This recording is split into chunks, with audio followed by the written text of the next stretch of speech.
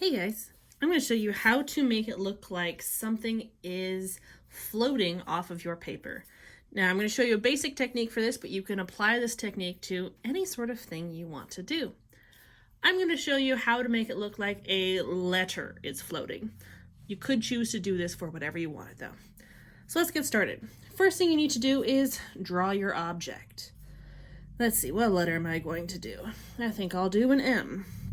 So I'm going to draw it like a bubble letter, because I'm going to make it look like this M is three-dimensional.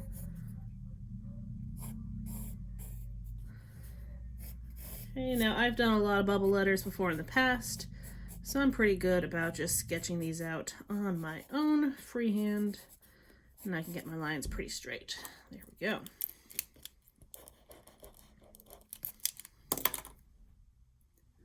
All right, the next step after you have your basic object to turn it 3D. To do this, we are going to draw some lines going out at an angle. I'm going to turn my page to make my life a little bit easier. So I'd recommend using a straight edge of some sort. I got this little triangle that I'm going to be using. Straight edges are going to make your drawing look better, but decide on your angle, whatever angle you want it to be, and lightly draw your line coming down. Now you're going to slide it across because you want every single corner of your object to have a parallel line.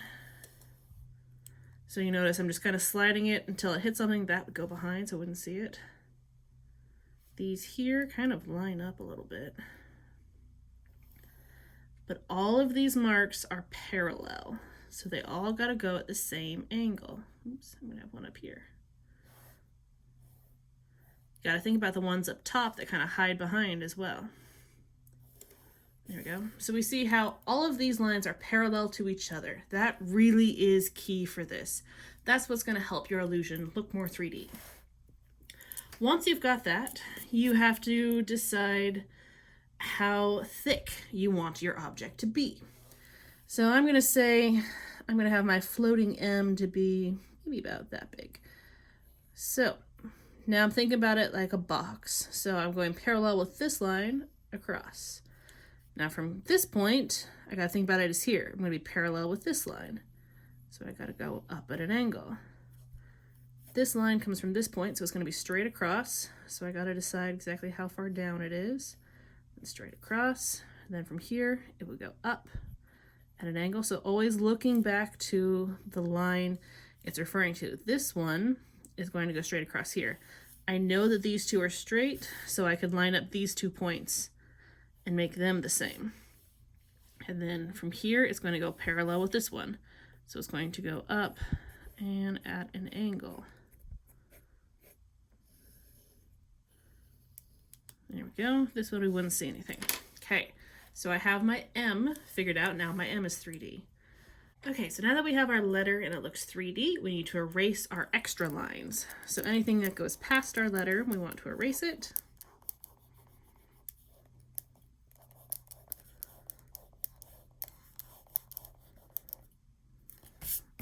Awesome. Now let's throw some shading in here. So for the shading, we're going to want the sides of our letter, whatever it is, to be a little bit darker than the top. We want the top to stay nice and bright and white of the paper. I'd also think about adding in some more complex shadows. So I'm going to say everything on the right-hand side is going to be a dark gray. Bottom is going to be a medium gray. Okay, so I'm going to put that in.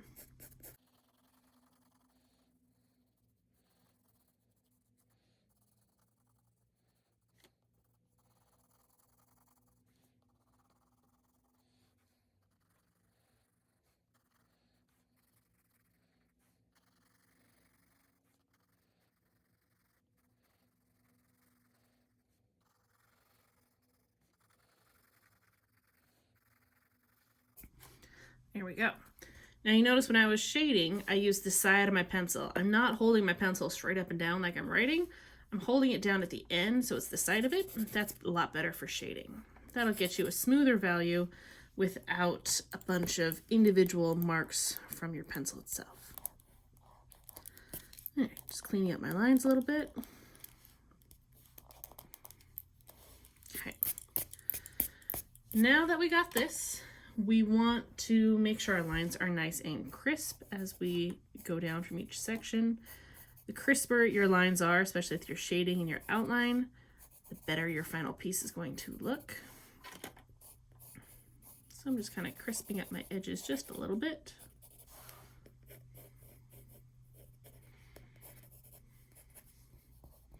I like to use my fingers to smudge. I think that works really well. Okay, now you do want to make sure that this gray is not the darkest you can get. You don't want it to be black. For the black, that's going to go for the full shadow down below. So we got to make it look like our letter, our object, is hovering above the paper. So if this is the bottom of the letter, we want this to look like it's above the paper itself. So I'm going to come down a little farther. And I'm going to start by lightly sketching in another M. It can be about to the same size. It can be a little bit distorted. I like to just freehand this. I think it makes it a bit softer, makes it look a bit better. But I want it to go about the same shape, give or take. I know that part's gonna go behind, and then we'll see the edge here. Okay, so I want to make sure that this shadow is really dark.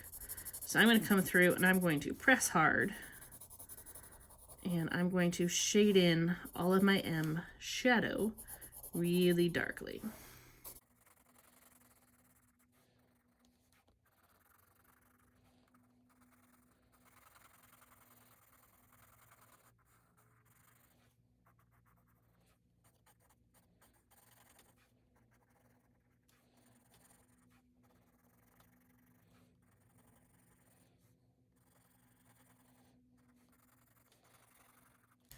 All right, so I've shaded it all in.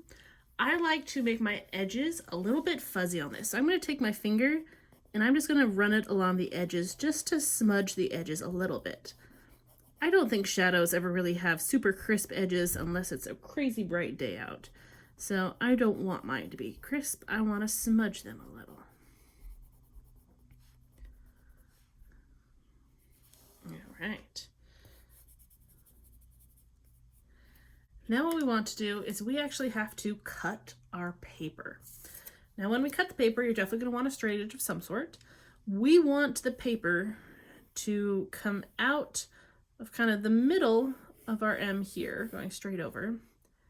And then we want the corner of the paper to be hidden behind our letter or the object. So I'm going to pretend like my corner is about there, and then it'll come straight down from there. So I like using a straight edge, trying to line things up the best I can. And then all the way down. Now I'm going to take my scissors and I'm going to cut up the edge and then around my M and over that way. And I'll show you why in just a second.